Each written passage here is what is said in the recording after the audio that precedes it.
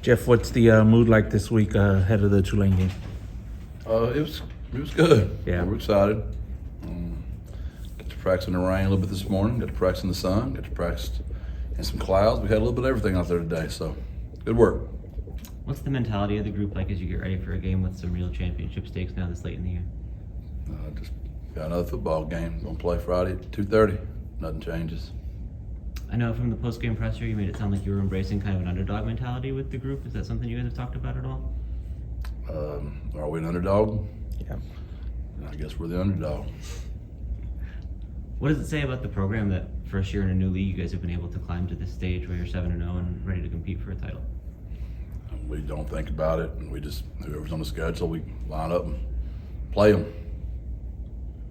You guys played against, Tulane. They're the defending American champions. And so what is that like, knowing that this week you'll have a chance to maybe knock them off the throne? We don't look at it that way. We have a lot of respect for Willie Fritz. I mean, personally, I do, just from knowing him for a very long time. His historical climb in the coaching ranks and how he's done it at every level, and his teams always look the same. They've got really good players. They've got a very good quarterback that's a championship leader, a really good tailback. Their line's very well coached, good players. Receivers are very good. Defensively, they're as good as anybody in the country, top 25, number 2 in the country on rush defense. And they're very, very sound in special teams. They know how to win. So that's the way we look at it. And I know it's very boring because I get tired of all my answers, but that's just the way we look at it. As a program, UTSA has never beat a ranked opponent. How good would that feel if y'all are able to finally do that this week? We wouldn't even discuss it. We just hopefully get to play the next week if we win. Jeff, did South Florida stack up against the run with you guys? I guess it seemed like they were pretty good at slowing the running backs this week. I think we went for 250. I hope that's slowing it up. I like it. A lot of that came from Frank, though. It did seem like, if anything, they took away the running backs. He said he was given the read to pull it more often. Did they kind of defend you guys differently than some other teams have? Does the quarterback running the ball make it not running game? Or so they slowed down our running backs, for saying? Yeah. Oh, okay. That's why you have read on all those plays. And when they overcommit to that, you pull it and you run for a long time. Why has Tulane's defense been so good against the run in general this year? Anything that stands out about what they do? Really good players. Their D-line looks like our D-line. They're big, they're physical, they're very well coached. They do a lot of things with their defense. They fit up correctly, they tackle very well. They've got good players, they've got a championship pedigree, and they're really good. It's gonna be a little dogfight. Like every inch is gonna seem like you're fighting for your life Friday. Jeff, what's the health status of your running back groups? It seemed like they were a little banged up this week.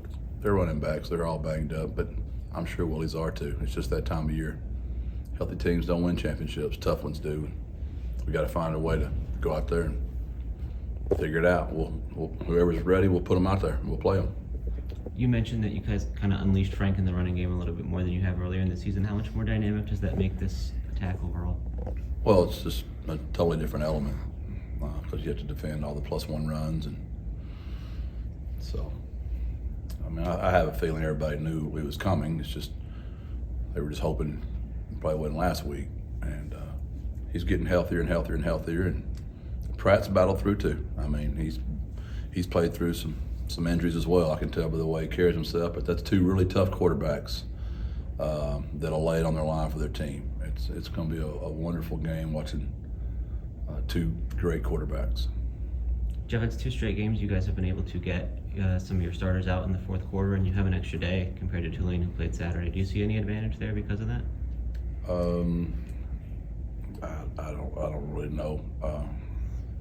Who knows? I'll let you know Friday about 6. Obviously, the conversation around Texas A&M is still out there. How do you balance that this week with everything else that's going on? There's nothing to balance. It's about Frank Harris and the Roadrunners, and that's all there is to balance. I know on Friday you wanted to keep the focus on the seniors, but it's a question that bears asking again. Did you interview with Texas A&M? We play Friday at 2:30. Jeff, you guys had 643 yards of total offense. It's a school record. Did you guys think you could get to that sort of level of production this year? I think I told y'all we were going to. If you go back and watch it when y'all thought I was being a smart aleck, and I was just telling y'all the truth. Thank y'all. All right, Thank you, Jeff. Appreciate it.